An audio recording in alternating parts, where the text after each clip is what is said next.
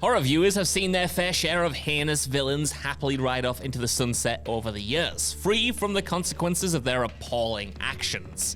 Despite this, there are several prominent examples of character deaths that would indicate that karma is alive and kicking within this genre. Now, there are myriad reasons as to why a character within a horror movie may leave audiences counting down the seconds until they are killed, and we're gonna go through them all today.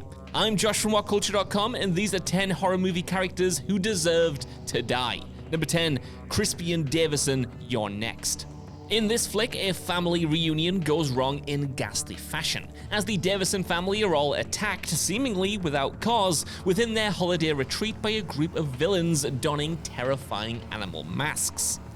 Unfortunately for the villains, though, it turns out that Erin, the girlfriend of middle sibling Crispian, was raised amongst a group of survivalists, essentially making her an adult Kevin McAllister, just replace the bricks and paint cans with blenders and meat hammers. So why would her boyfriend, who rushed off to find help after all, deserve to die? Well, when Erin answers a dead villain Felix's ringing phone, she hears Crispian's voice on the other end, revealing his participation within the whole scheme and shared responsibility for the deaths of his parents, his older brother, and several other people. The fact that such a heinous crime was motivated as well solely by cash adds an extra layer of disgust to the audience's shocked reaction. In their confrontation, Erin is wholly unimpressed by his feeble excuse that she was never intended to be in any danger, and his attempt to just buy her silence. In response, she puts a thoroughly deserved end to an absolute weasel of a human being, goring her boyfriend through the neck and the eye socket with a screwdriver. Number 9, Liz Hunter, Wolf Creek.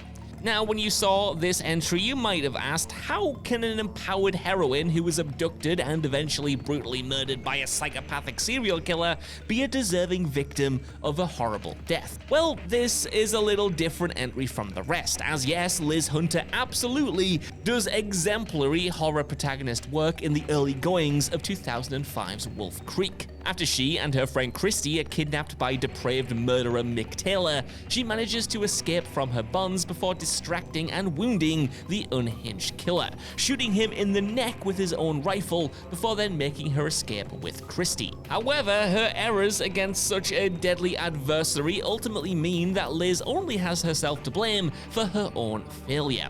Wounding an unhinged lunatic attempting to murder you is of course great, but if Scream taught us anything, you better damn well finish the job off and make sure the maniac is actually dead. Number 8, Paul Cerrone, Anaconda.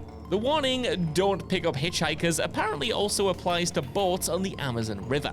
That's because while 1997's Anaconda may be contemporarily regarded as more of a comedy than a full-blown horror due to the over-the-top performances and appallingly cartoonish CGI, what cannot be questioned is just how much the human villain of the piece, famed snake hunter Paul Cerrone, deserves to die. Not only does he brutally murder a female crew member to make his escape, but the snake hunter is so singularly focused on his ludicrous goal of capturing the monstrous anaconda that he eventually captures the 2 surviving members of the party and ties them up as bait for the snake.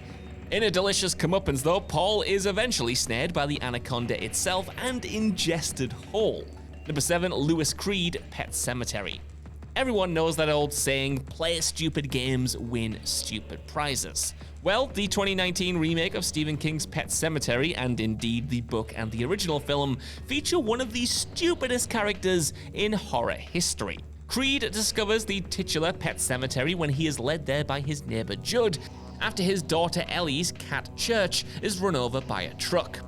The idea is you bury something in the pet cemetery and it returns to life, problem solved. Except not really, as Church soon starts to demonstrate behavior more suited to a slavering hellhound than a regular house cat. After attacking Lewis, he is released into the wild so he can no longer pose a threat. That is, until Ellie spots him in the road and rushes to meet him, only to be traumatically run down herself. Now, while one would understandably be emotionally destroyed at the death of their own child, that should not be the green light to then play God. But Creed, who is also a doctor just to make the series of events even more ridiculous, proceeds to bury and resurrect his dead daughter in the pet cemetery. In the least shocking twist possible, Ellie returns to life before promptly proceeding to murder Lewis, his wife Rachel, and Judd in brutal fashion. Number 6. Eric the Ruins. The Ruins is a film that sees a group of travelers journey to an ancient Mayan ruin in search of a German tourist's missing brother. In something that really should have been flagged in the brochure though, the ruins are inhabited by sentient bloodthirsty vines which hunt the group like a pack of venomous snakes on PCP. The film's ridiculous subject matter lends perfectly to ridiculous demises as well, and Eric duly obliges the audience. At one point in the movie, his girlfriend Stacy is infected by the insidious vines after they grow into a wound on her leg, and before long, they're visible moving around her own head. Reasonably enough in such circumstances, i.e. with a living evil plant crawling around inside you, Stacy loses her grip on reality, gouging herself with a knife to try and cut the vines out. As Eric tries to calm his demented girlfriend, who is quite clearly beyond the point of no return, she mortally wounds him with a knife through the chest before his dying body is then dragged away by the maleficent vines in a disastrously farcical sequence. Number 5. Rose Armitage, Get Out. While the psychotic boyfriend and girlfriend trope has of course been played out many times in film, it's hard to imagine a more deviously sinister partner than Get Out's Rose Armitage, played in a superbly unsettling performance by Allison Williams. As her unfortunate boyfriend Chris soon discovers, Rose's family have an appalling secret. They transplant brains from one body to another, allowing for a depraved form of eternal life. Now anyone involved in such unspeakable evil clearly deserves a gruesome death, and Rose arguably represents the most evil aspect of the whole depraved enterprise. That's because Chris is just the latest in a long line of partners that Rose has lured into her honeypot, and every single one of those people has been condemned to a fate arguably worse than death. While Chris is such a good guy that he finds himself unable to finish Rose off after she's shot by the groundskeeper Walter, she doesn't escape her deserved death for her despicable acts.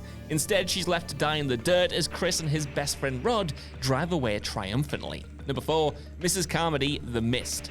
The characters in the 2007 take on Stephen King's The Mist already have a gloomy situation on their hands. A thick mist has descended on the town of Bridgeton, Maine, bringing with it a legion of supernatural, terrifying creatures, seemingly intent on devouring the population of the town.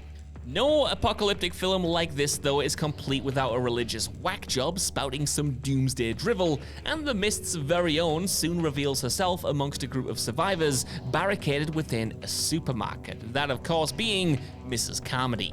After whipping the terrifying survivors into a state of frenzy with her crazy rantings about the end of the world, she elevates herself to full-on mad prophet status after miraculously surviving a close encounter with one of the creatures.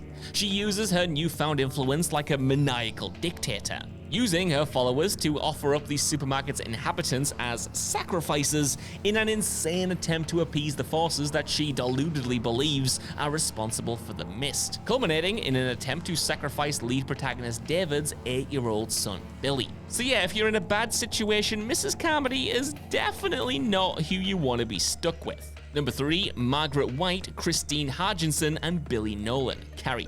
The fact that Carrie, the 1976 film version of Stephen King's unsettling tale of a young girl bestowed with telekinesis, features not one but 3 characters utterly deserving of a grisly end, speaks volumes about the abominable nature of its cast. Margaret White, Carrie's mother, is, simply put, a nutter. She projects her own delusions onto her daughter and punishes her for her own trauma. The sequence in which Margaret locks the frightened teenager in a prayer closet after Carrie menstruates for the first time is absolutely gut-wrenching. Carrie's home life is pretty much a waking hell.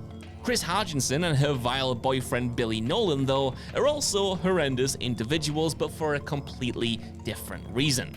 Chris mercilessly bullies Carrie at school, particularly cruelly after she experiences her first period, and the couple then conspire to dump a bucket of pig's blood over the unsuspecting Miss White, eventually carrying out their humiliating prank at her high school prom.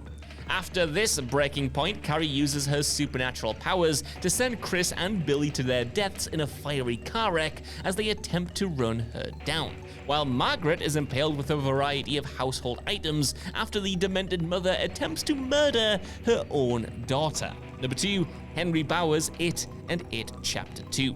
If a scientist were to create the ultimate bully in a lab, then the chances are extremely strong that the result would look exactly like Henry Bowers, the secondary antagonist of It and It Chapter 2. Simply put, Bowers is despicable. While this label would be appropriate for pretty much all bullies, the manner in which Bowers torments the Losers Club is absolutely sadistic, to the point where he has a genuine bloodlust for his victims.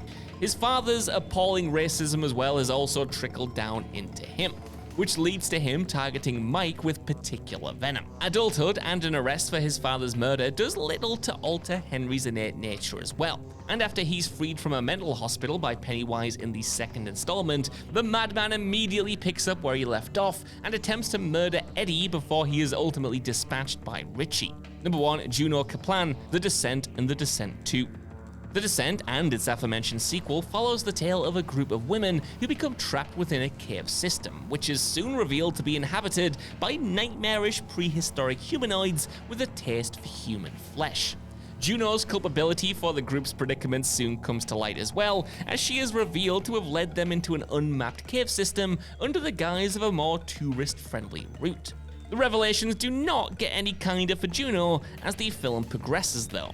Not only is she revealed to have had an affair with the lead protagonist Sarah's deceased husband, but she accidentally kills fan favorite Beth, mistaking her for a crawler. Juno then appears to get her comeuppance when Sarah wounds her and leaves her for dead after revealing that she knows the truth about her husband and Beth.